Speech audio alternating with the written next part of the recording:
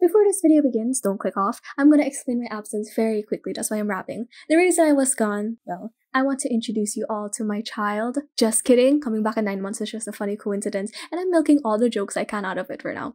Nothing was wrong, nothing is wrong, I just ended up on that hiatus to focus and have fun in real life because I had low motivation back then. That's all, and I have time now, so here I am. By the way, I have to preface that the script is pretty old, but I wanted to at least finish this series because I see a lot of you guys actually like watching the older videos, which is like weird, but okay. I didn't alter much to expect beginner-friendly level only and deeper dives for future videos. Okay, now enjoy the video. I hope you're still here.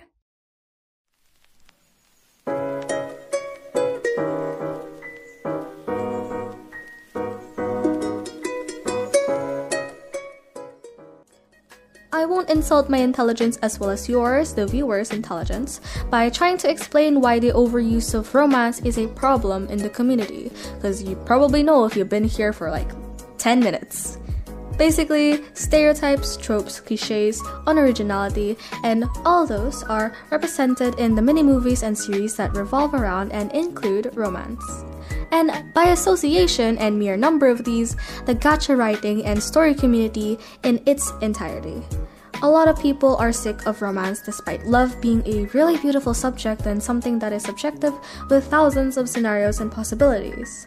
We are sick of it because those thousands of scenarios and possibilities apparently don't exist in this community. That sign can't stop us because we can't read, am I right? Alright, no. There really would be so much to cover, but I'll leave it for a future video. For now, here is my main tip for romance writing. Give the lead characters in the relationship personalities even when they're apart from each other, so that their character traits aren't just, I'm in love.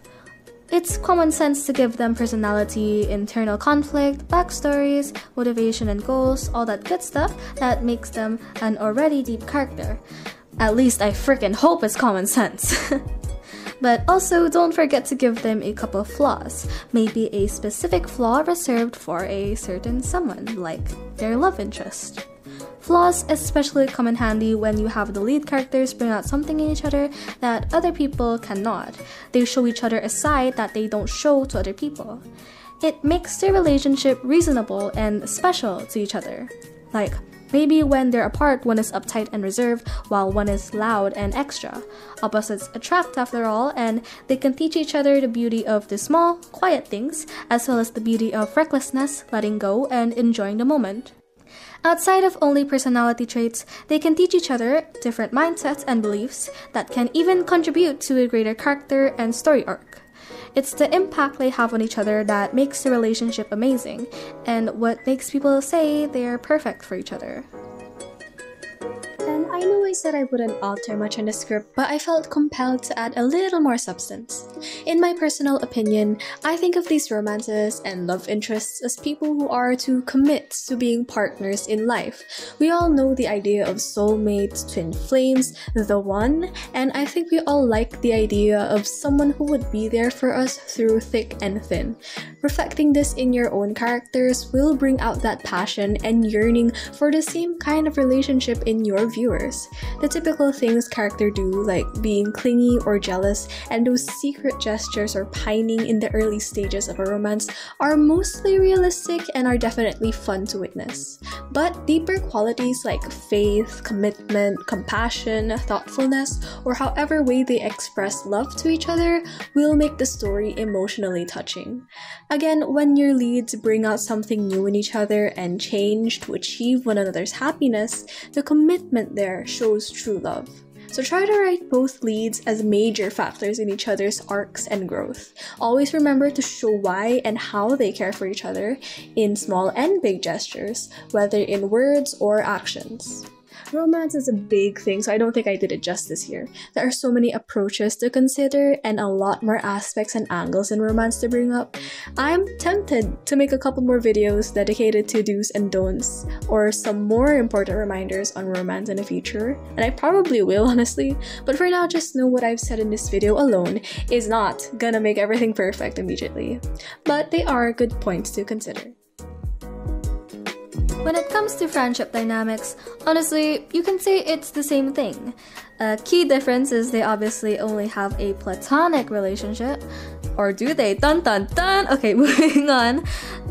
Well, actually, a friendship could be just as deep as a romantic relationship. But where romantic relationships focus on feelings of deep love and attraction, friendships are built off of trust and loyalty. With friendships, you should showcase frequent casual and comfortable interactions and conversations. You can display their synchronicities with banter or differences with a lot of bickering. But then again, any few acquaintances can banter with each other. It's important to show the viewers why people are best friends in the first place and not just simply say they're best friends by having them joke around. Let them have vulnerable and depressing moments with each other, moments where they entrust each other with something really important, and even let them seriously argue. Like, just have it go all out. Go all out.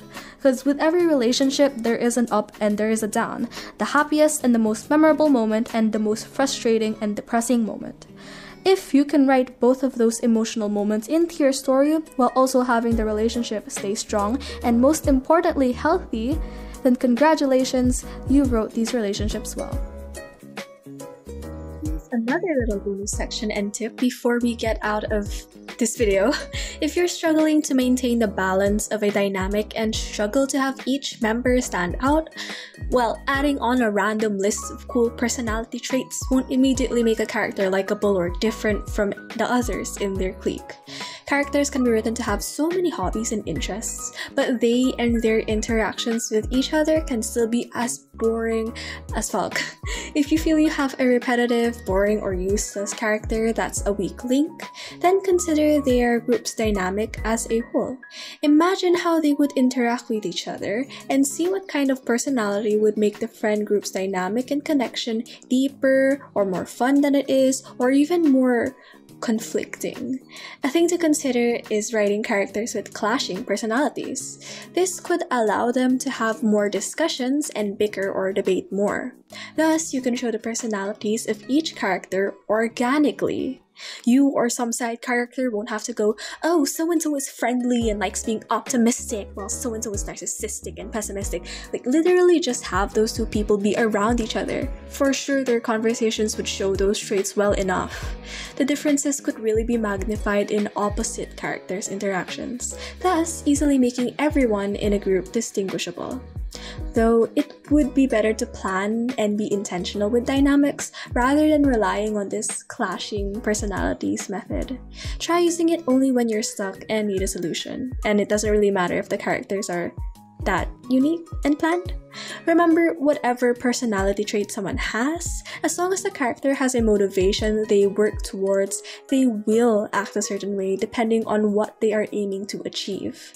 You can just kind of flow with how the character's personality pops up in a scene if you know what their end goal is and what they must do in the story to get there. This kind of sounds like character making now, so maybe I should have added it in the last video, but here you go.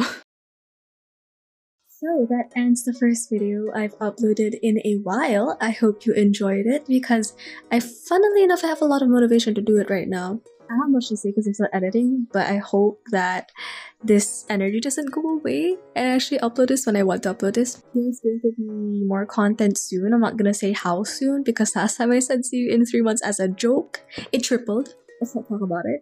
But yeah, there's more stuff coming. I'm really excited about it.